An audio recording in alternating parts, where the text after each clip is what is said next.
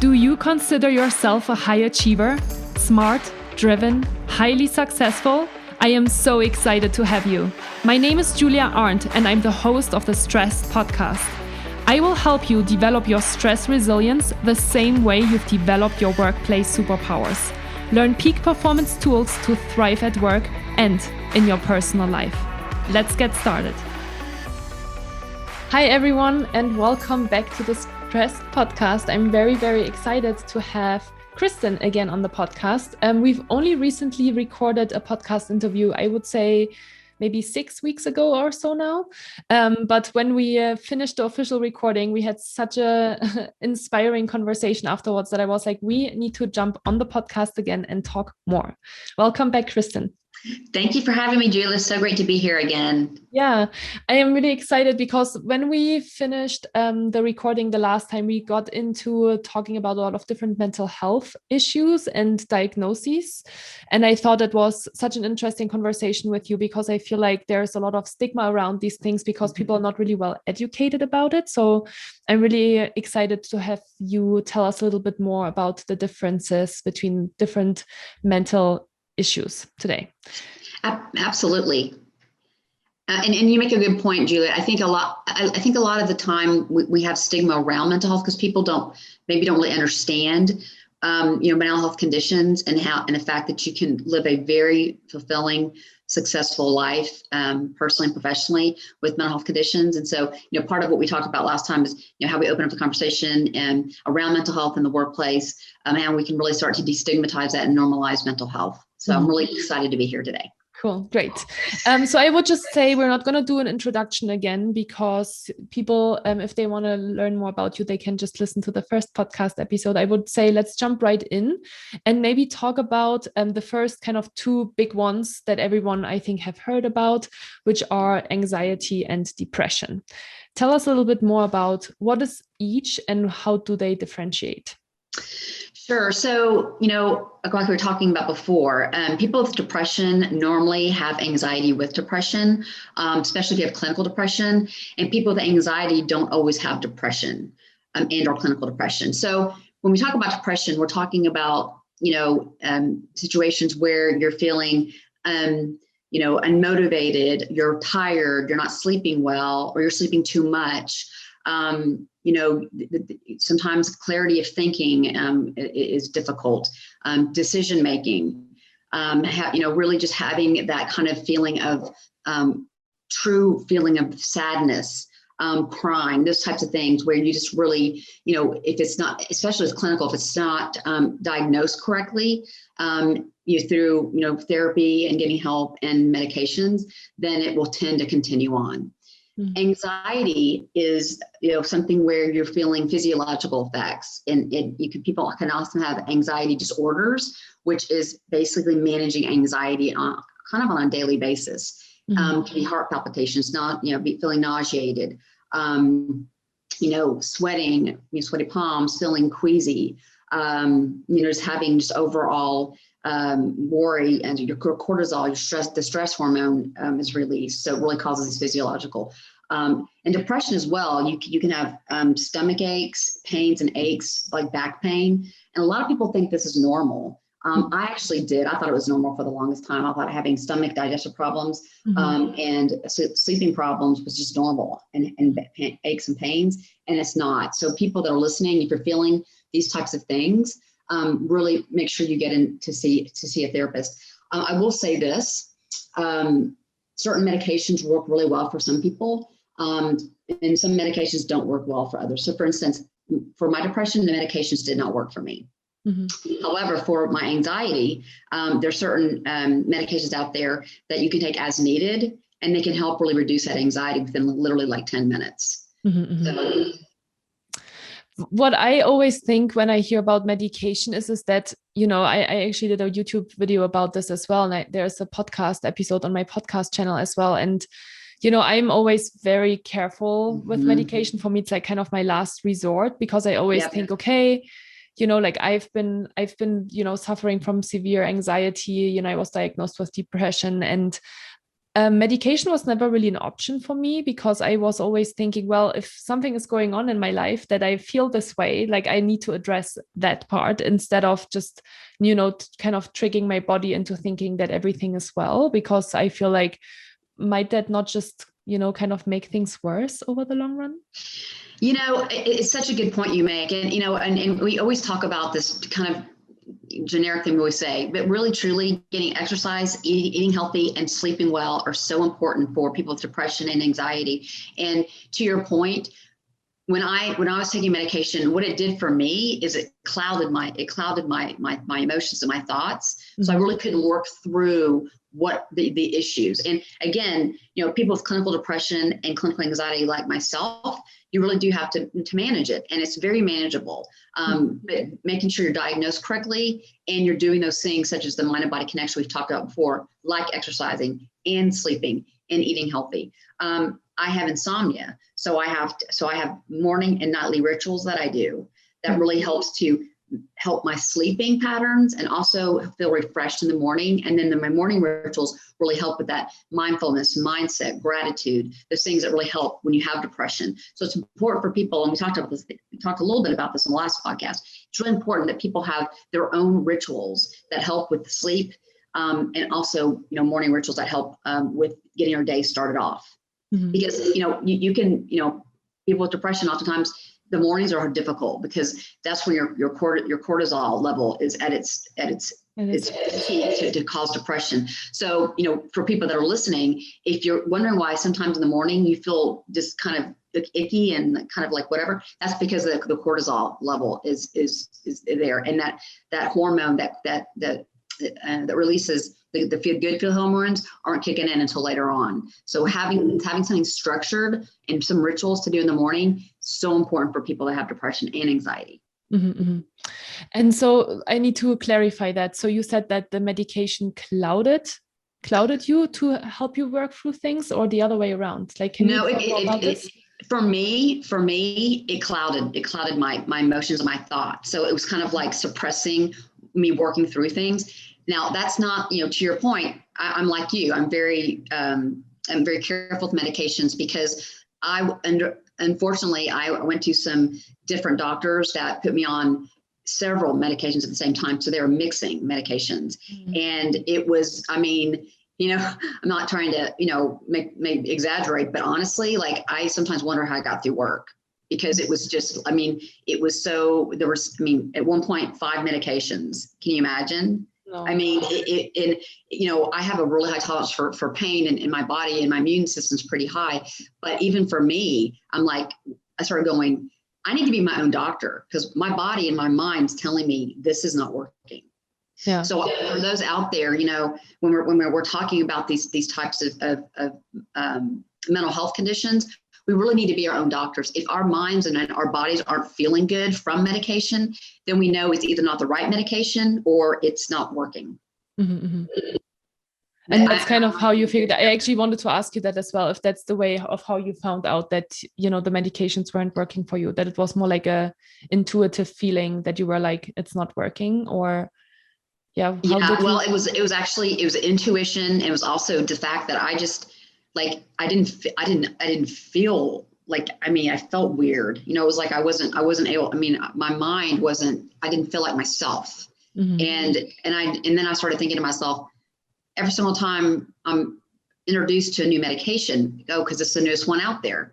So a lot of times, I always say, people, going through this for so long, I became my own doctor. And I decided that, you know what, I'm getting off these medications and I'm going to see how this works. So the only thing that I take is for anxiety. And I think for the most part, people that have clinical anxiety normally need to have something to help them in case they have an anxiety attack.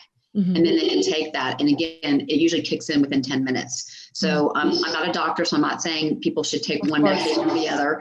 So disclaimer there. But for me, I carry it, I can't have it in my purse. And in case something goes down, I need just to take one, or half of one to kind of bring things down.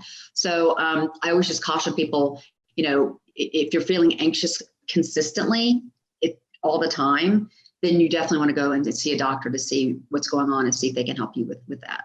Mm-hmm.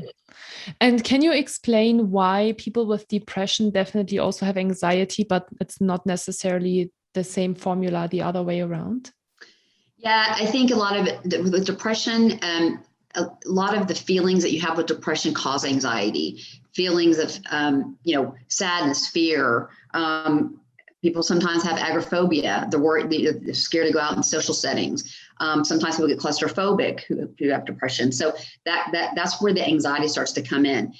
People that have anxiety don't necessarily always have depression, because people with anxiety could be something, and it might be situational anxiety. It might just be a situation they're in that's causing, maybe at work, where they're having major anxiety consistently for like 3 weeks due to a project or due to maybe their management or something like that.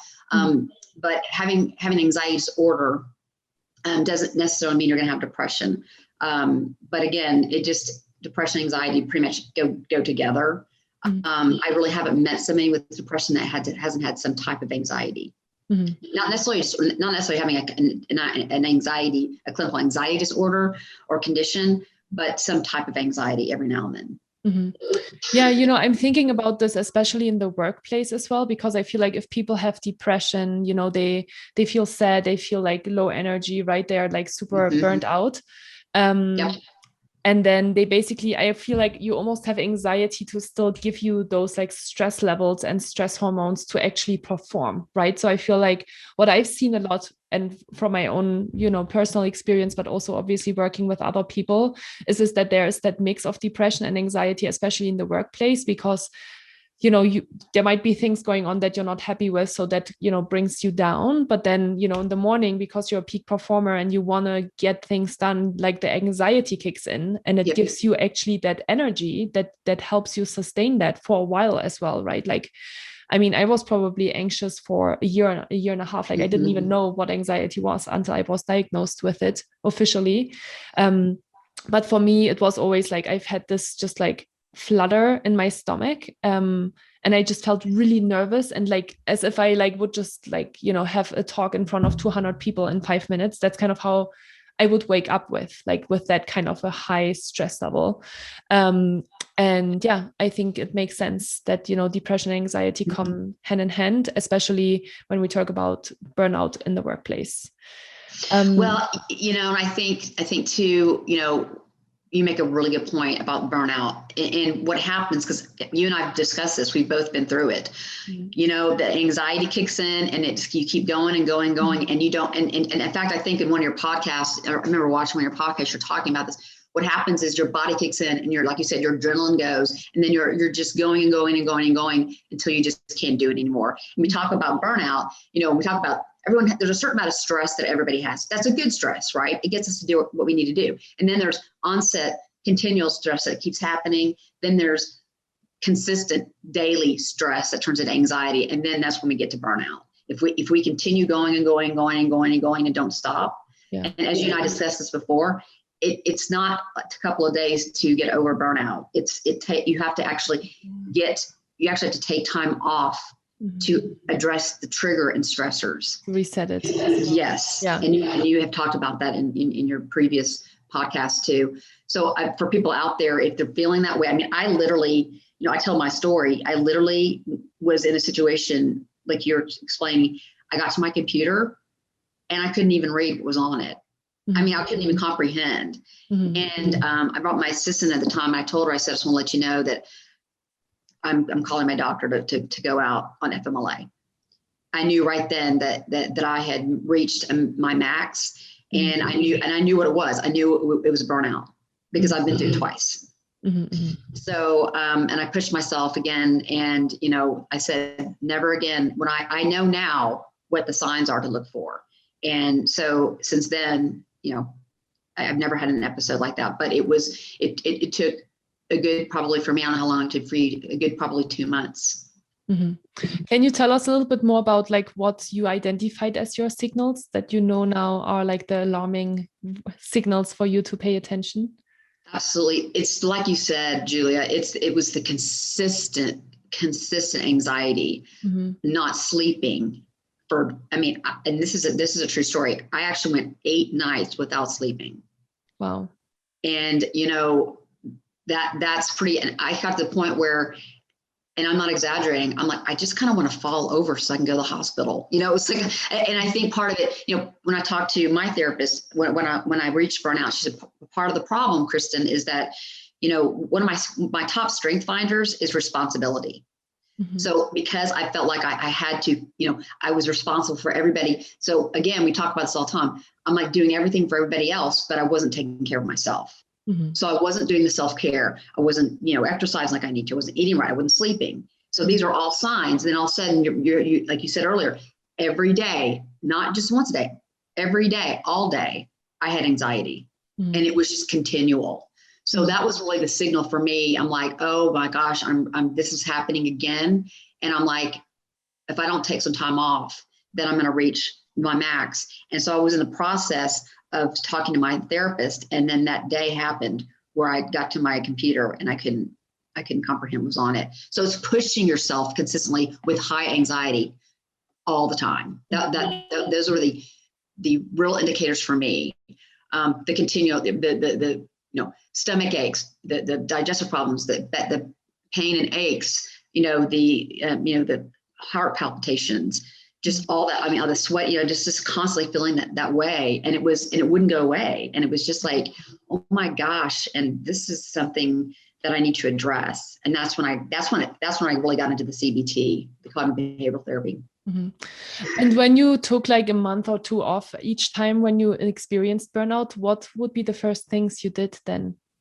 Oh, that's another great question. I sat down and I literally, when I was in therapy, this is when I started building these, developing these CBT techniques for myself. But what I started doing is looking at what is self-care? What do I need to do to take care of myself? So the first thing I did for the first week is I just completely rested and just didn't do anything in terms of, I exercised and all that stuff, but I didn't do anything in terms of anything that was arduous or difficult or whatever. I just let my mind just let myself go and just rested the first week. That's all I did. And then I I truly put a self-care plan in place for myself. And slowly but surely was realizing that the mind and body connection is so huge, that the exercising and the eating right and the sleeping. And once I got off of these medications and I got on the one for anxiety and sleep, that really started to help me. Mm-hmm. And is that what you're doing now as well, to just kind of keep yourself in check on a regular basis and not burn out anymore? Yes. Self-care is, we talk a lot about that all the time in our different, posts and content.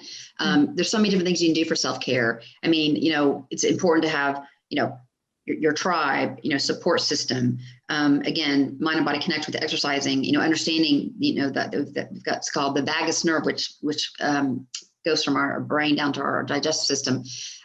Keeping in touch with your mindset, making sure you're being mindful and you have your journaling, you have gratitude, things that really promote the feel good hormones to be released, which is 70% of the serotonin comes from our digestive tract. So really making sure that you're staying on top of how you're feeling on a daily basis to manage it. Yeah. And I think that's really the biggest problem when people burn out is that they're not connected with themselves anymore, and they ignore the signals, because I think it's also scary to look at those signals at the time, right? Like I can tell like all of the things you're saying, like sleep problems, digestive problems, like pains, aches, like heart palpitations. Like I'm like, yeah. I can relate to this. I've experienced this. Yes, check. And it's like, I think it is so slowly, like it comes in so slowly, happens so slowly that I didn't really question it for a really long time, honestly. It was just my new normal. It was just how I was feeling, and and I think it's just really interesting to talk more about it and to pay more attention to these signals. And it's actually one of the exercises I do a lot in my workshops as well, that people just have to write down, okay, what are my early warning signals? When do I know that I'm starting to feel super stressed out? Because I think that's the first important step that you can take in order to be more mindful. And I think it's really interesting as well that you say that you had to take time off in order to like reset. I oftentimes talk with people as well that are like, I can't take time off. Like, this is super important. Like, I'm the only breadwinner, things like that, right? And they're always like, can I overcome this without taking breaks, right? And I do want to address this as well, because I think it's really important for people to know, because I know that, not everyone has like the privilege to maybe go on a medical leave for a couple of weeks. Is to really, really, really like sit down and think about what is really important right now and what is not. And then, kind of free up your schedule to create that space to, dive more into who you are and what's been happening and why you are feeling the way you are and what you can do in order to create these new routines in your life.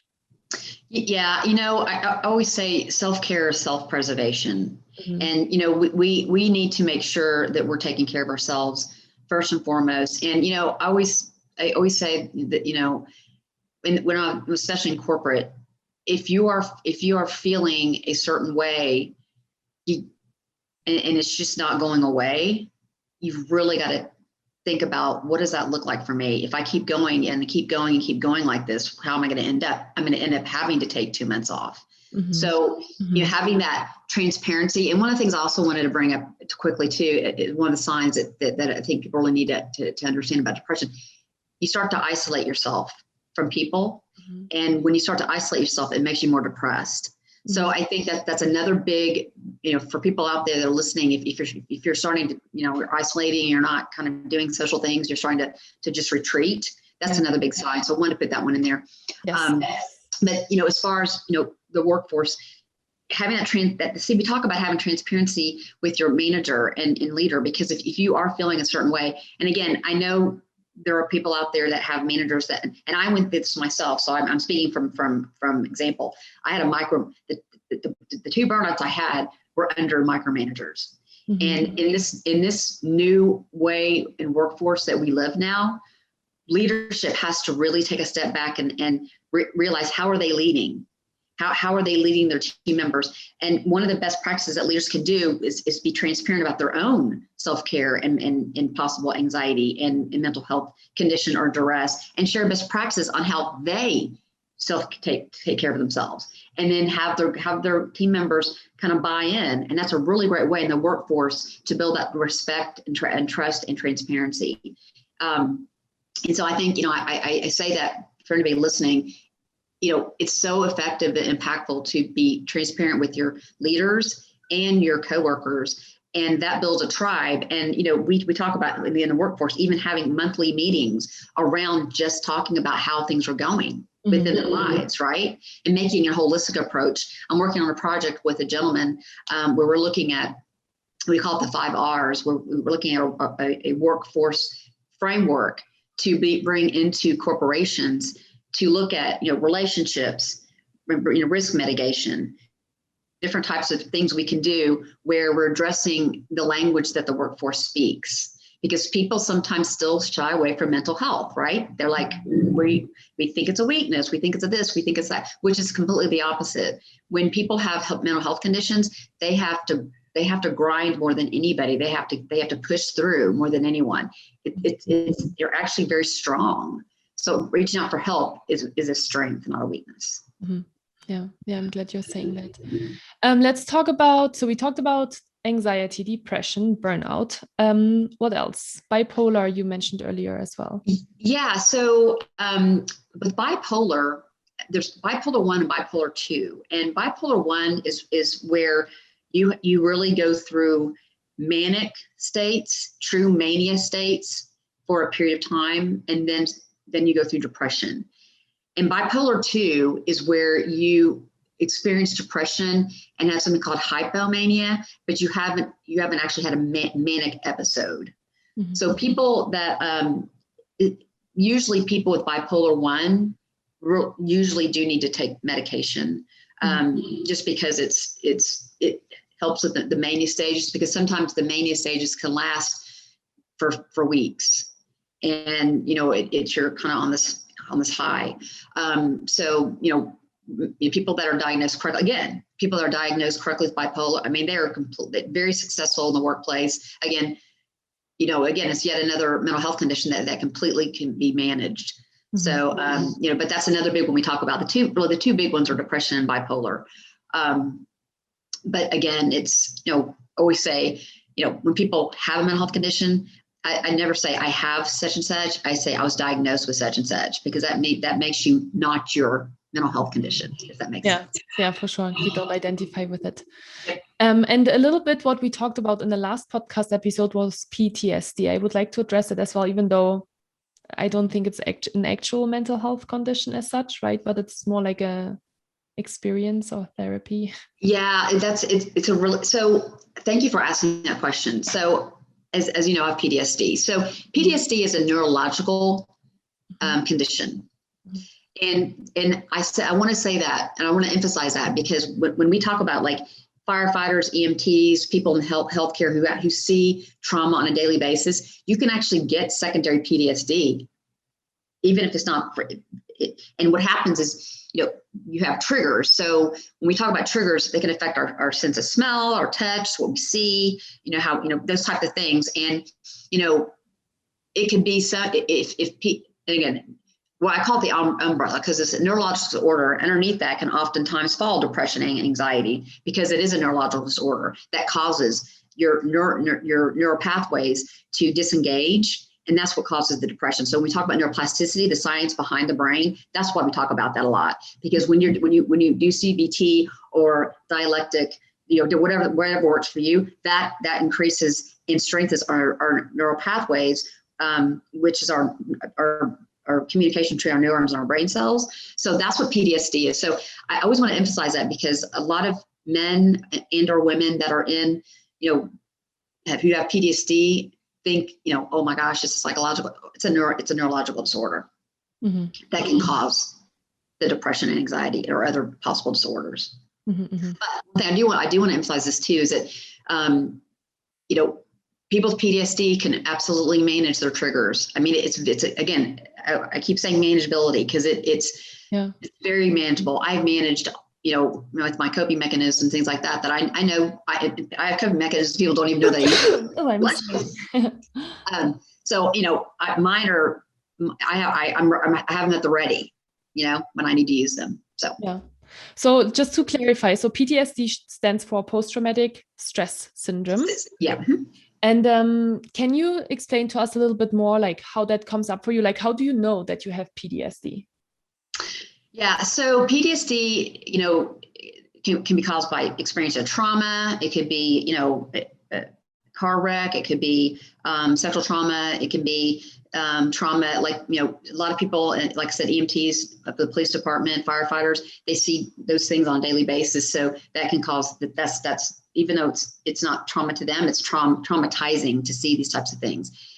So, mine was caused by trauma, and, it can, you can have night terrors, you can have things that bring up these different triggers. Or again, like I said earlier, it could be a sense of smell. If you smell something or you see something, a lot of people in the military, I knew a gentleman in the military who, whenever a plane flew over, it would trigger him, because he had been in combat. So a lot of the military, 7% of the military is 7% of people in the military, but 20% have like suicide ideation in the military. So that it's really caused by that trauma. And so making sure that you're able to get ahead of your triggers with coping mechanisms is so important. Yeah. And one thing that I also want to mention is that I had a really interesting conversation with my therapist at the time when I was diagnosed with burnout about PTSD as well. And it was something that I didn't again, I think it was really helpful to have therapy and to talk with someone about these things, because sometimes we just, we are living in our own world and reality, and we don't know, what's right and what's wrong and what's natural and what's reality and all these different things. And she actually told me that I had PTSD because my dad was drinking when I was young. Like, he wasn't an alcoholic, but he was just my parents always had a lot of fights about him, going out and partying with his friends. And that got triggered within me when I had a partner that was acting in very similar ways. And Absolutely. Initially I didn't know why I was every time so extremely triggered when it happened. And then she kind of opened me up to it and was like, well, it's, we kind of made that draw that parallel between my dad and him. And it was really eye-opening for me to be like, okay, this is PTSD from like my past and from like my childhood growing up. Like it doesn't have to be a super traumatic experience. Like I never something traumatic happened in that experience, Right. It was just of how I perceived it as a child and how I carried it into my adult life, and then how I projected, I guess, my fears that I carried as a child into like my partnership, with the person at the time. And so, yeah, I think that's why I think it's always so interesting to just explore and understand yourself better and pay attention to the triggers that you get, because there's usually always a reason, right? And I think it oftentimes comes from childhood that, as a child, you just didn't understand correctly. And then, there's a lot of fear anchored within you. And it really helps to resolve these things. Like now I don't have that at all anymore, but it required, like 32 years of me living my life and going through these different experiences and identifying it in order to kind of move past it and be like, okay, I can actually also heal from that. It doesn't have to be always a trigger for the rest of my life. You made such a good point. If so much of our self-limiting beliefs and the fears start in childhood. And if we don't, and you don't have to have PTSD for that. I mean, if we don't resolve those and don't know what those are, the littlest thing can trigger you. Mm-hmm. So like if you don't address what that trigger is, to something that doesn't seem like a big deal to somebody else, mm-hmm. can trigger someone else, mm-hmm. right? Because they haven't, like you said, if you're to your point, if you're reacting a certain way to something, it's over extreme or something doesn't feel right, then you're exactly right. There's something that's not resolved. Mm-hmm. Yeah. And I think a good example of someone who can move past, that's kind of considered secondary PTSD, because you moved past and resolved it. And so now you don't have PTSD. People with PTSD, continuously with actual traumatic experience. Exactly. That's where you can manage that. Mm-hmm. But see, you went through resolving it, and now you healed from that. And that's a really good point to kind of express the difference between the two. Mm-hmm. Yeah. No, absolutely. I think it's really important to mention that there's all these different nuances, and there's no right and no wrong, and no, this is what you need to do, right? Like, I think this is kind of the power of all of this, is that you need mm-hmm. to find kind of your own path of how to address it, how to heal it, what works for you, where does it come from, how do we project? I think projection from the past into our present and future is such a powerful thing as well. And becoming aware of that, of being like, hey, this feeling that is coming up right now is actually something that happened to me in the past, but it has absolutely nothing to do with the situation or with this person in my life right now, can be so eye-opening to address and identify. I'm trying to think, are there any other mental health issues? I mean, we have obviously addressed the most important ones. Right. I will mention one more, and those are panic attacks. Yes. So you can have panic attacks and not anxiety. So what a panic, I've ended up in the hospital twice for panic attacks. And the first one, I seriously thought I was having a heart attack. I mean, and everything started spinning. And I remember I was at a movie theater, and I want to tell the story just for people that might have experienced this and not know what it is. I was in a movie theater, and I left the movie theater, like the movie, like 3 times. I was feeling, like my head was spinning and I wasn't feeling well. And I had a friend with me. And then I finally okay, I'm going to go get some fresh air. Well, that didn't help either. And then so I got in my car, and I thought I may drive myself to the hospital because I thought I was having a heart attack. Well, I couldn't drive. So this gentleman stops by my car, and he goes, "Ma'am, are you okay?" And I'm like, "No, I don't know. I feel like I'm having a heart attack." He's like, "You don't look well." So he said, "Can I call someone for you?" And I said, "Yes, please." And they called at the time my parents, and they weren't available. So then he called 911, and the EMTs got me, and they knew I was having a panic attack, but I didn't know. I thought I was having like a heart attack. So no, ma'am, you're having a panic attack. But when they hooked me up to the EKG, everything was all of my symptoms of having a heart attack were kind of there. So that what it does is it makes everything go up. But again, panic attacks can be managed as well. And just because you have panic attack disorder does not mean you have anxiety.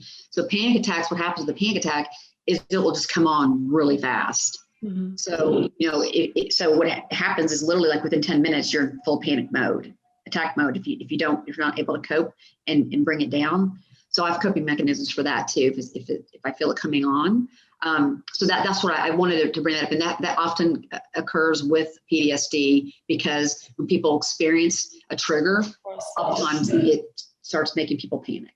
So that's another one I wanted to bring up. And tell us more about your coping mechanisms when you can feel that a panic attack is coming up.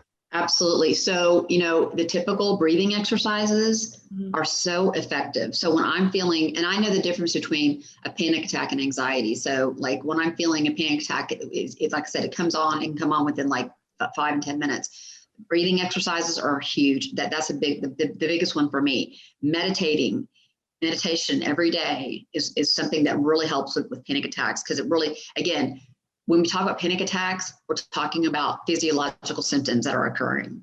So everything we can do to be present, mindful, daily, those morning rituals, those are my coping mechanisms to help my anxiety in any kind of panic attack. I haven't had a panic attack in years. And so, because of these coping mechanisms that I use. But so what people that have experienced this or feel like they may have are experiencing it, having these morning rituals, nightly rituals, meditating, being grateful, journaling, and getting what's up here out on paper. I always tell people, say it out loud, and everything you can do, journal, write, say it out loud. And then, self-care is going to help with those panic attacks. Mm-hmm. Yeah. And I just want to highlight again as well that with panic attacks, same thing, right? It's like oftentimes, like I have a friend, a really close friend of mine that experienced a panic attack a couple of years ago, and she told me about it. And like, she was super, super shocked. Like she's this super strong peak performer, great career, great life. And she was just always go. Like she was always under super, super high levels of stress. And I think it took her really by surprise when she had a panic attack. She was actually traveling for work. And she thought she had she's having a heart attack. And she was like, super afraid to lose her life. Like she went through like a couple of days of feeling really, really, really bad. And it was just, again, such an eye-opening moment for me as well, personally, because I was like, it can literally happen to anyone. And like, we are looking at these people now, at our friends that are living these like amazing lives, that are like having a super great career, they're traveling for work, they have a great personal life, right? They have family and friends, and maybe they have another side business or whatever they do.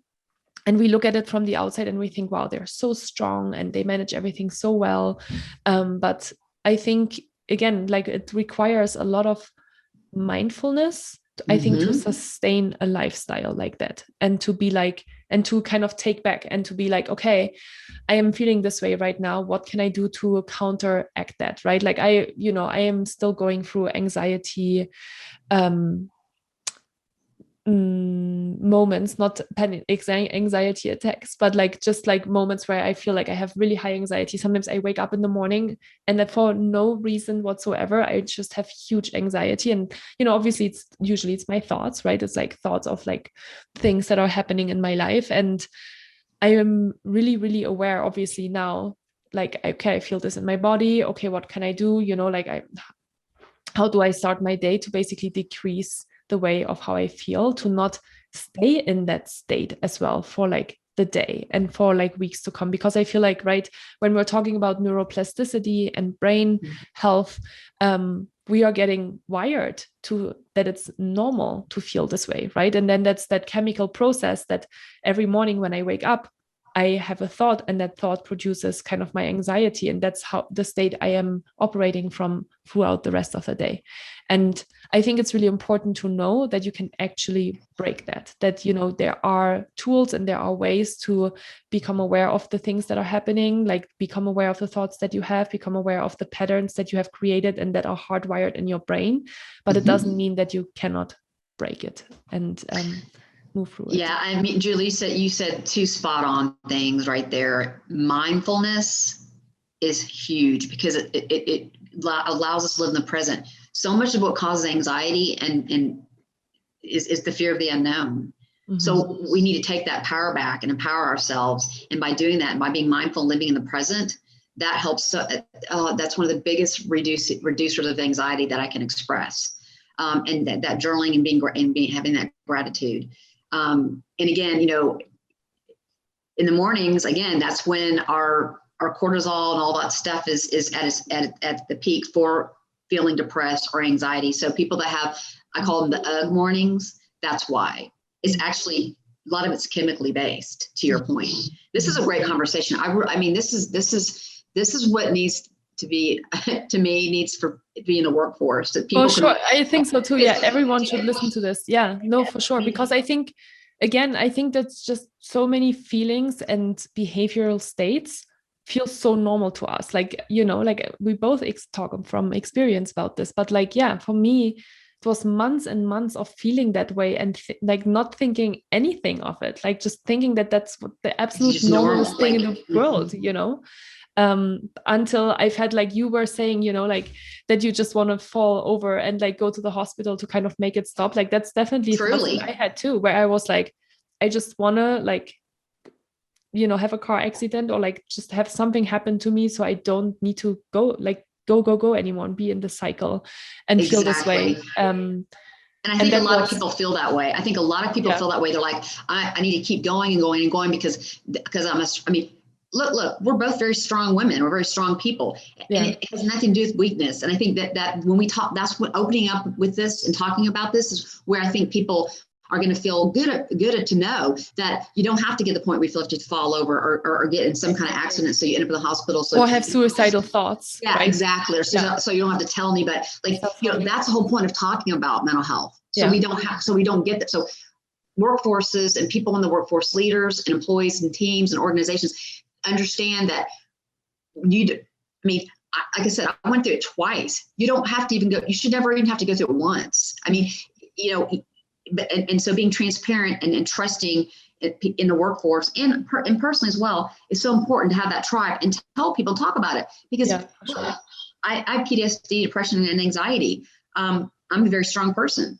So I like to share my story for other people to hear, because you can absolutely manage what we're talking about today and manage that anxiety, depression, manage those triggers. It's very manageable. Yeah, absolutely. Yeah. And I think what people always forget, especially in the workplace, for some reason, I feel like you like have the organizational piece on top of it and people feel like we are all machines or something. I think we all forget that we are all human beings and we're all going through it.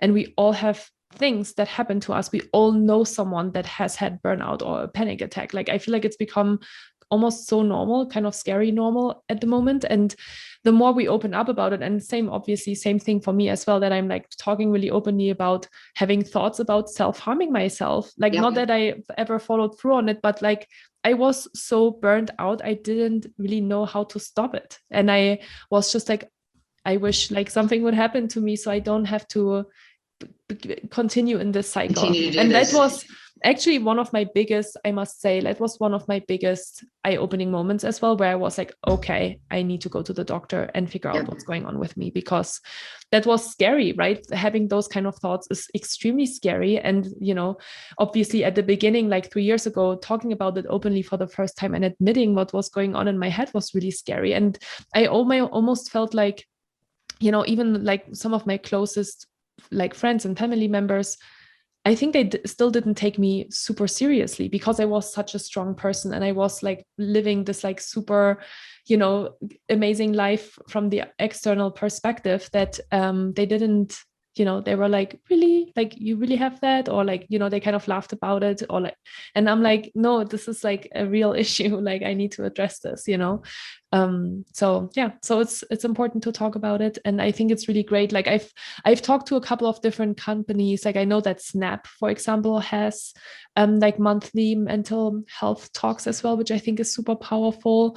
I know a leader at Google really well, and I know that he has, I think, quarterly kind of mental health conversations, and usually he kicks it off with talking about how he's been doing in order to, you know, make people more comfortable and open up to be more vulnerable about their own experience as well. So I think we need to lead by example, and, you know, and just talk about it. not wait for someone else to start, you know? Yeah, we worked a lot. We had a launch with a large corporation where the leaders got up and actually shared their own mental health stories or their family stories. And the chief human resources officer decided to do it annually. And now they have quarterly workshops. I think I mentioned this in the last one. And, you know, to what you just said, I'll add on real quickly.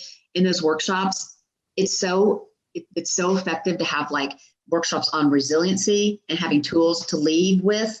Meditation tools to leave with, stress reducing tools to leave with when you leave the meeting. So you actually have tools and techniques to utilize when you've left that workshop or that meeting. Something as a takeaway for team members. So I love that. I mean, or mindfulness, you know, what are ways you can be mindful? Again, we talked about journaling, feeling gratitude, living the present. So just even, you know, affirmations, I mean, just different things, but leaving with those tools and techniques at the end of the meeting, you know, and that's different than having just a meeting to talk about how everybody's doing. So it's kind of like two different types of meetings, right? Both very effective. If you schedule them on a day and time, that way people like lunch and learn, a scheduled day and time during the month. That's very effective too, because people know it's coming and they're excited, like, oh, I get to learn about resiliency and adapting and, you know, getting through change. And so those are very effective in the workforce. Yeah. Yeah, I agree. Okay, I just want to summarize before we jump off today from today's podcast episode. I want to kind of summarize for people that are listening right now and they are identifying with some of the symptoms that we've talked about. Like, what is the first steps that they can take, right?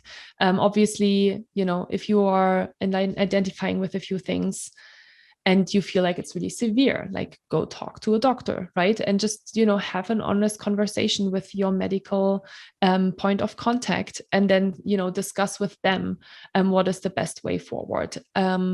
If you maybe know someone that you can, like, maybe you're hearing this story and you think, oh, of a person that is kind of showcasing these signals, have a conversation with them about it. Maybe share this podcast episode with them and tell them, hey, you know, this super interesting educational podcast about different mental health issues or mental health states, right? And I think that's really important. And then, yeah, I think, you know, one of the biggest learnings for me as well when I went through it was that I didn't even have to talk honestly with my employer about it. I just said that I have to go on a medical leave. And I think that's sometimes really scary for people as well. When you are in that vulnerable state, you are afraid to obviously share what you're going through. And sometimes we're not ready for that in the moment. And for me, knowing that I didn't actually have to say what was going on with me, to just be like, I'm going on a medical leave and, you know, I don't have to justify what I'm doing, was absolutely right. At the time very powerful and really helpful for me to cope with it and deal with it myself before opening myself up to others.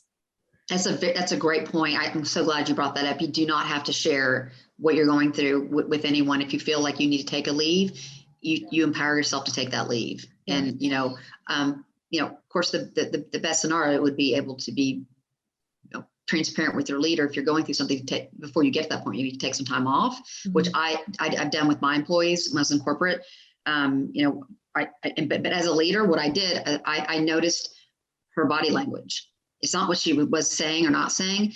And she came in my office and I said, you know, are you okay? And she just broke down crying. I said, you know what? Do this for me. Take 2 weeks off. I'll delegate all your stuff out to others, and I myself will do your work. Take as much time as you need, and come back when you're ready. And she came back in 2 weeks, and she was totally back to herself. So I think it's important that leaders also and coworkers need to, you know, notice when someone's a little off. And again, it doesn't have to be what they say or don't say. It could be their body language. So, you know, we as leaders and coworkers need to be more, pay attention more to what our coworkers are going through and vice versa. Yeah, for sure. Kristin, this was such a wonderful conversation. I'm very excited that we had this and that we could share all our stories so openly and hopefully educate people about different mental health states. And so thank you so much again for being here again. And I really, if people have more questions, if you would like Kristin and I to hop on a podcast again, super happy to do it. Send me the questions and we'll chat more about maybe specific questions you might have in terms of anything. Absolutely. Love to do that. And thank you so much for having Julia. This is such an important conversation. I appreciate that you're on the forefront of this, and I appreciate you having me on your podcast. I'm so honored. And I really hope your listeners get something out of our conversation today. And again, I'd be happy to hop on another podcast if anybody has questions. Love to do that. Sounds great. Thank you, Kristin. Have a nice day. Thank you. You too.